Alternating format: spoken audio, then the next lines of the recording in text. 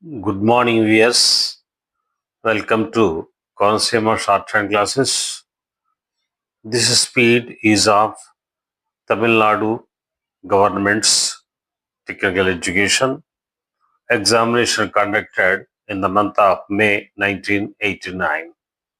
This is 120 words per minute speed. Get ready for dictation. 5 seconds. Start. Ladies and gentlemen, I have great pleasure in taking part in the seminar on planning and to say a few words on this occasion. During the last 2 days, I have been listening to the valuable speeches made by a number of persons in different walks of life. First of all, the members who are experienced in the field of education stressed that priority should be given in the matter of allotment of funds for education in order that the future generation of this country could receive the best type of education. They emphasized that only when the people are educated, our country can progress along with the advanced countries of the world.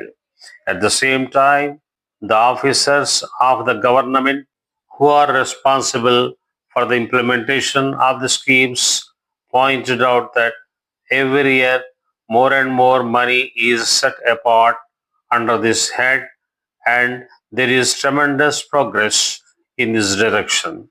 My own view in the matter is that in addition to increasing the number of schools and colleges, steps should be taken to improve the quality of education. Then the experts in medicine and public health were of the opinion that only when the citizens are healthy and strong, the nation can achieve the best results in all spheres of activity. Therefore, they wanted that priority should be given to improve the health of the people and suggested a number of steps in this regard.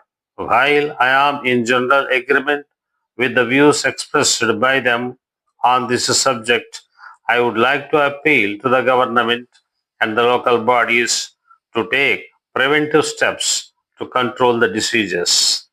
As a first step, the health of the children must be taken care of right from their birth.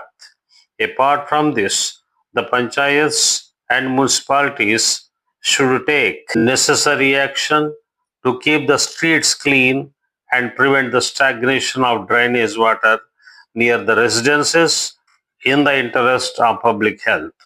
In addition to this, care should be taken to see that pure drinking water is made available to the public not only in the cities and the towns but also in the villages.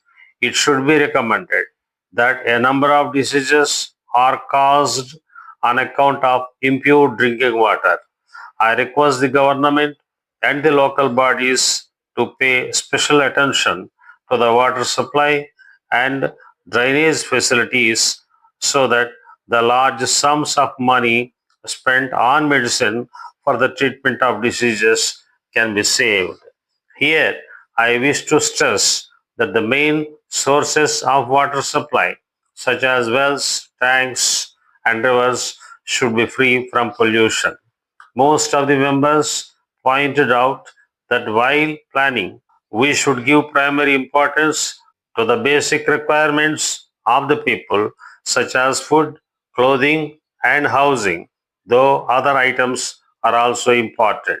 It was mentioned that there has been good progress in the matter of food production on account of the construction of a number of dams and other facilities provided by the government and the cooperative societies.